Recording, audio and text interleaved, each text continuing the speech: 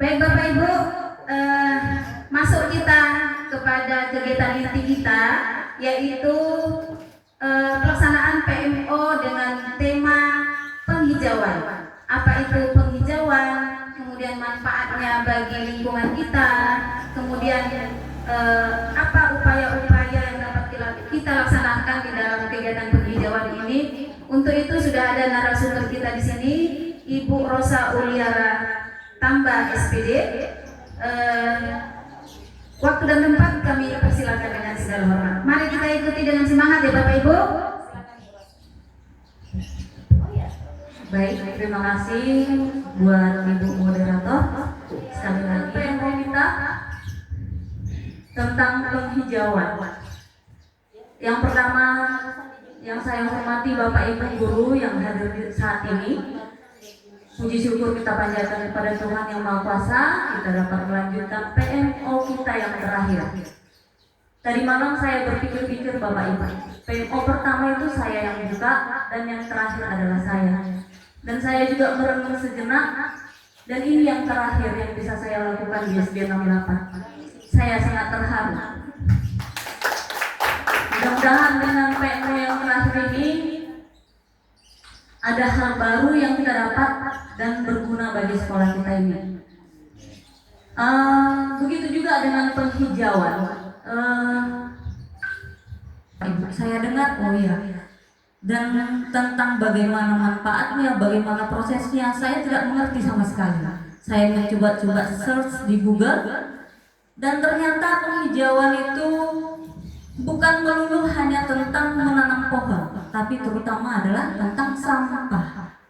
Dengan imbuhan pelan menjadi penghijauan. Penghijauan artinya proses. Lanjut Pak. Tidak Pak, yang di atas ya. Iya, arti ini Pak. Arti penghijauan. Penghijauan dalam arti luas adalah segala daya untuk memulihkan, memelihara, dan meningkatkan kondisi lahan agar dapat berproduksi dan berfungsi secara optimal sebagai pelindung lingkungan. Ada di situ kata-kata yang saya buat berbeda warna. Ada warna merah dan warna hitam, juga hijau. Segala daya berarti ada masalah di sini. Ada yang perlu kita perbaiki. Segala daya untuk memulihkan, memelihara, meningkatkan kondisi lahan supaya lahan itu berfungsi dengan baik. Berfungsi dengan baik sebagai optimalisasi dari pelindung lingkungan di sekitar kita. Dalam arti di sini diterapkannya penghijauan ini berarti kita perlu memahami bahwa ada masalah di dalam lingkungan. Lanjut Pak. Apa saja itu masalah yang kita lihat dalam lingkungan? Masalah itu disebabkan dua faktor. Yang pertama adalah faktor alam, bisa gempa bumi, banjir, gunung meletus, dan lain-lain. Kemudian ada faktor manusia, yang pertama membuang sampah sembarangan, menebang pohon, limbah industri, dan lain-lain. Di faktor manusia ini saya membuat warna merah karena apa? Ini ranah kita. Kalau menebang pohon ini mungkin sekolah kita nggak mungkin kita pergi ke hutan atau mengadakan limbah industri. Ini yang terutama membuang sampah sembarangan. Ini yang merusak lingkungan itu, yang paling fatal ya. Setelah saya search, ini yang masalah yang paling penting. Lanjut Pak. Kemudian kita akan melihat dampak sampah terhadap lingkungan. Klik 2 kali Pak. Mari kita simak videonya. Kita akan melihat bagaimanakah sampah ini mempengaruhi atau merusak lingkungan kita. Dari sini nanti Bapak Ibu mudah-mudahan kita akan semakin mengerti.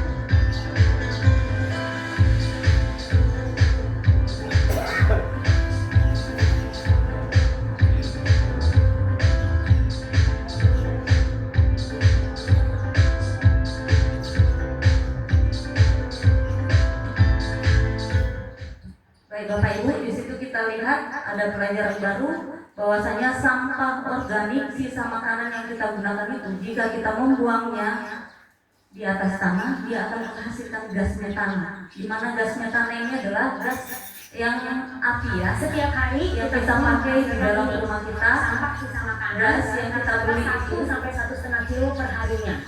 Kalau kita mau mengkompos, kita nggak perlu ngirim ini semua ke TPA, di mana dia jadi masalah besar-besaran untuk lingkungan dan kesehatan.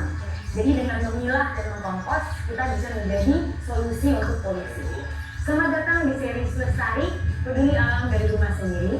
Saya Sandra dari Kebun Kumara, dan episode kali ini kita akan belajar cara mengkompos sisa makanan di rumah.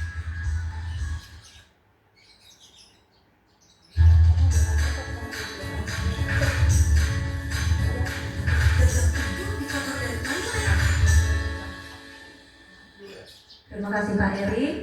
Kita lanjutkan. Jadi yang merusak lingkungan kita itu adalah sisa sampah makanan kita. Hari ini kita kedatangan tamu spesial yaitu Amet. Hai, apa kabar? Baik, masih waras. Sehat. Terima kasih sudah diundang. Oke, makasih Pak.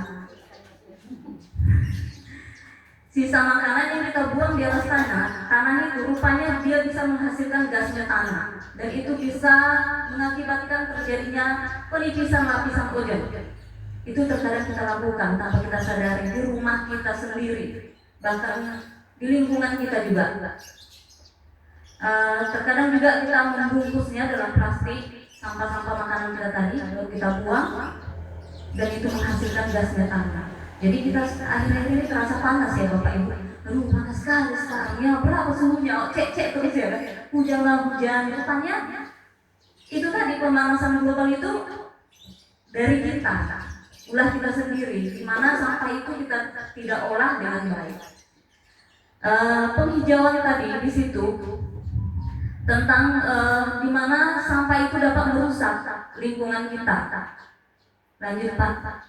Oh ini, penghijauan dalam lingkungan adalah dengan melakukan penanaman pohon di luar kawasan hutan yang bisa meningkatkan kualitas lingkungan pada areal fasilitas sosial atau umum.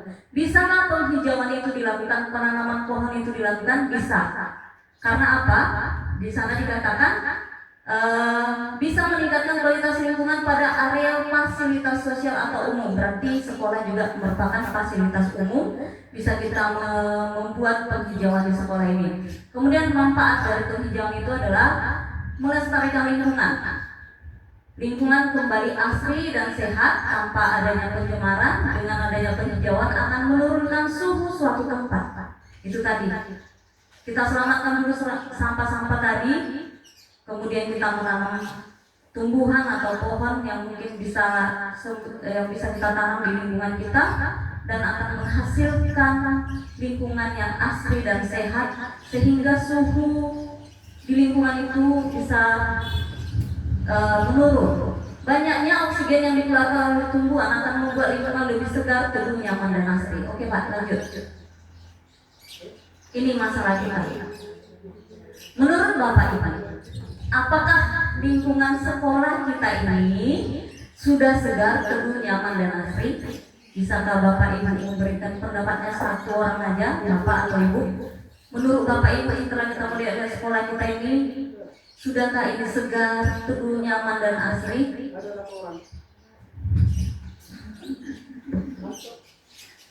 Ada Bapak Ibu yang bisa memberikan pendapatnya? Tengok sekolah kita ini, Bu Rosa tambah, udah termasuknya ini aman dan asri. Coba Bapak Ibu berikan pendapatnya. Saya akan menunggu sampai ada yang menjawab, karena ini adalah masalah. Oke Pak, terima kasih Pak.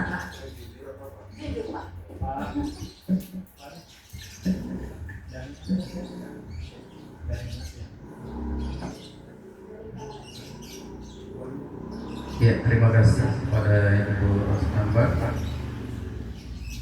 Di sini untuk masalah memang di sekolah kita ini masalah tidak bisa bisnis, terutama sampah. Jangankan di sekolah, di masyarakat pun masih sulit untuk mengatasi sampah. Kalau kemiskinan mungkin bisa diatasi, tapi kalau sampah memang sangat sulit. Jadi jujur, menurut pendapat saya kalau di sekolah kita ini katakanlah belum lah, tapi kita akan merintis ke sana agar sekolah kita ini menjadi nyaman baik anak didik maupun guru, terutama baik dalam kebersihan lingkungan kita maupun kenyamanan lingkungan sekolah kita ini. Mudah-mudahan dengan ada pertemuan ini dapat menggugah hati kita seorang guru. Kita harus harus memang betul-betul memperhatikan keadaan sekolah ini. Mudah-mudahan dengan kerjasama antara guru dan anak didik kita, ini kesepakatan kita, lingkungan sekolah kita menjadi segar, teduh, nyaman dan asri. Terima kasih Pak untuk tanggapan yang Bapak berikan bahwasanya sekolah kita ini akan menuju ke sana dengan pastinya kita akan melakukan berbagai macam cara. Bagaimana caranya kita sekolah kita ini menuju sekolah yang segar, teduh, nyaman dan asri. Lanjut Pak. Oke, ini yang paling penting. Upaya melakukan penghijauan di sekolah. Yang pertama adalah peduli lingkungan, yaitu dengan melaksanakan gotong royong, kebersihan setiap minggu atau Jumat bersih. Memilah sampah. Ini juga sudah pernah kita lakukan. Memilah dan mengolah sampah dengan 3R. Memilah sampah. Dulu pernah ada tong sampah kita warna hijau, warna kuning, warna merah. Di sini adalah plastik, di sini kertas, di sini kaca-kaca, macam-macam itu bilang Bu, aku nih cantik-cantik kan ember-ember ini bisa nggak digunakan ini gitu awak? Iri awak masa tempat sampah cantik kali gitu. Jadi dulu ini sudah pernah kita lakukan. Dan kita sudah pernah melakukan eco-engine, eco-brick. Dari hati saya yang paling dalam, saya meminta maaf kepada Bapak Ibu jika perkataan saya ada yang tidak berkenan atau terlalu melebihi batas. Saya minta maaf ya Bapak Ibu. Sekian, terima kasih. Salam dan bahagia.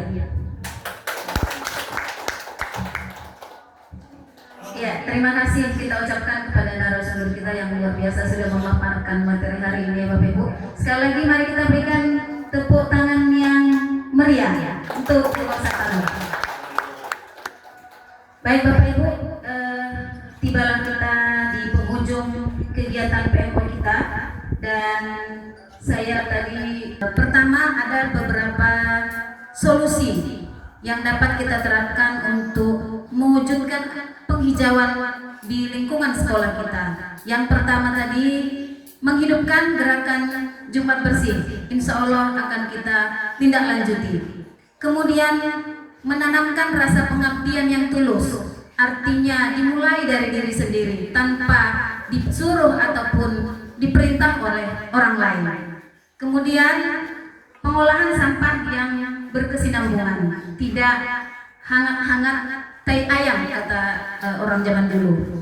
Kemudian mencoba nanti kita membuat taman, ya taman-taman yang bisa kita buat baik itu secara sederhana ataupun yang luar biasa ya. Jadi tergantung niat kita sebenarnya.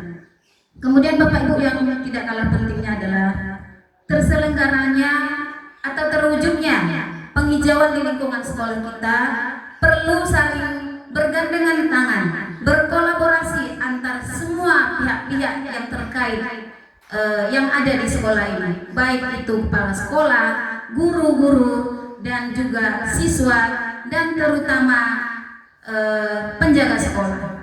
Nah, itu mungkin kesimpulan yang dapat kita ambil pada kesempatan kali ini. Sebelum saya tutup kegiatan PMO kita kali ini, saya sebagai moderator memohon maaf apabila terdapat kesalahan dan kekurangan di dalam penyampaian saya di dalam membawakan kegiatan PMO kita ini. Saya sekali lagi mohon maaf yang sebesar-besarnya. Kalau tadi di awal saya buka dengan pantun dan di akhir juga akan saya tutup dengan pantun ya Bapak Ibu. Sungguh manis buah salak, buahnya dimakan dengan cepat. Berakhir sudah acara kita hari ini, semoga bisa memberi manfaat. Assalamualaikum warahmatullahi wabarakatuh.